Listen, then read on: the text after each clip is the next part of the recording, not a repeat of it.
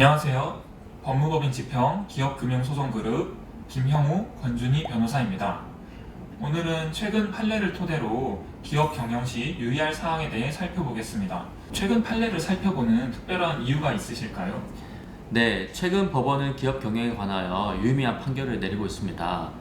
법원은 이사의 감시 의무를 강화하여 내부 통제 시스템을 구축하고 제대로 작동되기 위한 노력을 해야 된다고 보고 있습니다. 소수 주주가 회사를 상대로 회계상부 열람 등사를 청구하는 경우에도 주주는 청구 이유를 사실일지도 모른다는 합리적 의심이 들 정도로 제시하지 않아도 된다는 취지로 판단하고 있습니다. 기업을 경영하는 입장에서는 신경 써야 될 일이 늘어나고 있는 셈입니다. 그렇군요. 기업을 경영하는 입장에서 미리 알아두고 대비하지 않으면 큰 위험과 책임을 부담하게 될 수도 있을 것 같습니다. 오늘 소개해 주시는 판결은 어떤 내용일까요? 대법원 2015-45,451 판결입니다. 이 판결은 대표이사가 이사회 결의를 거치지 않고 거래 행위를 한 경우에 거래 상대방이 보호되는 범위를 넓히고 있습니다. 이는 기업을 경영하는 입장에서도 기업과 거래하는 상대방 입장에서도 미리 알아둘 필요가 있어서 오늘 소개하고자 합니다. 네, 일반적으로 주식회사의 대표이사는 영업에 관한 재판상 또는 재판외의 권한을 모두 행사할 수 있는데요.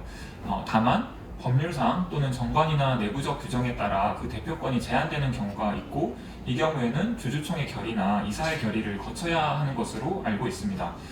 그런데 대표이사가 그런 주주총회 결의나 이사회 결의를 거치지 않고 거래를 한 경우에, 그런 경우에 효력이 어떻게 되는지가 문제되고 있는 것 같습니다.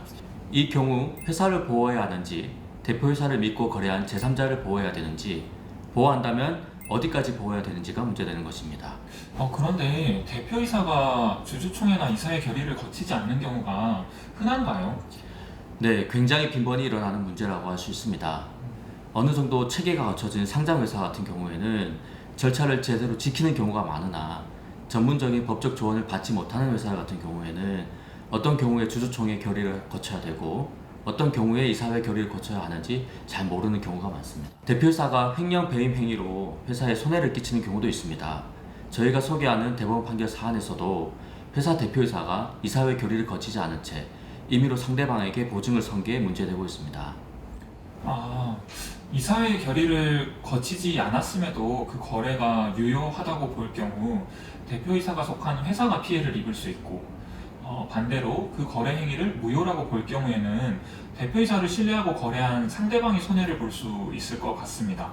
네, 맞습니다. 그래서 법원은 일정한 요건이 충족되는 경우 제3자를 보호하는 방식으로 이 문제를 해결해 왔습니다. 그동안 법원은 주식회사의 대표이사가 이사회 결의를 거쳐야 함에도 이를 거치지 않고 행위한 경우 거래 상대방인 제3자가 이사회 결의가 없었음을 알았거나 알 수 있었을 경우가 아니라면 그 거래 행위는 유효라고 판단해 왔습니다. 반대로 상대방에게 과실이 있는 경우 그 거래를 무효라고 판단하고 있습니다.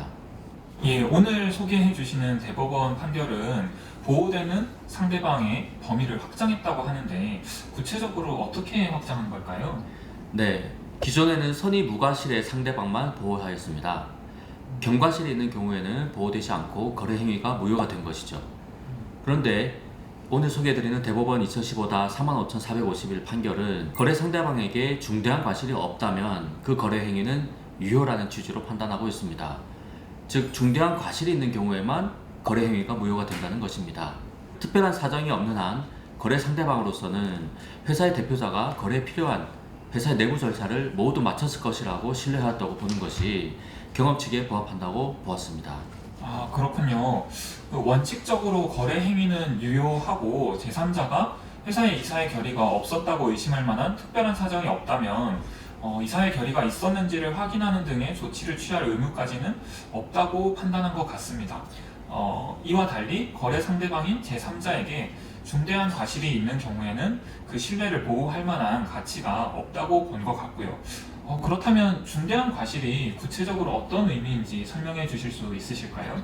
네, 법원은 중과실이란 제3자가 조금만 주의를 기울였다면 이사회 결의가 없음을 알 수 있었는데도 만연히 이사회 결의가 있었다고 믿음으로써 거래 통령상 요구되는 주의의무를 현저히 위반한 것으로 말하고 있습니다. 즉, 거의 고의에 가까울 정도로 주의를 게을리하여 공평의 관점에서 제3자를 구태여 보호할 필요가 없다고 볼 수 있는 상태를 말한다고 판시하고 있습니다. 이 판결로 인한 파급 효과가 클 것 같은데요.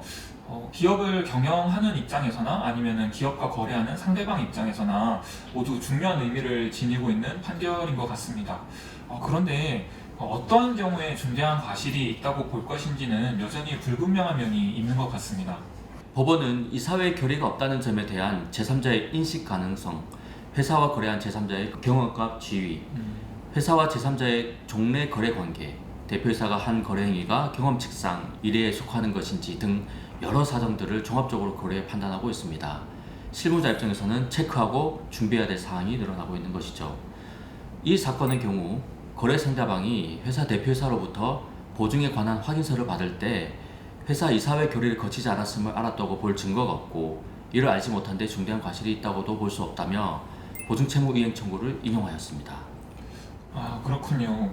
기본적으로 회사에게 이사회 결의가 없었음을 상대방이 알았다고 볼 수 있는지 증명할 책임이 있는데 현실적으로 이를 증명하는 것이 쉽지 않을 것 같습니다. 맞습니다.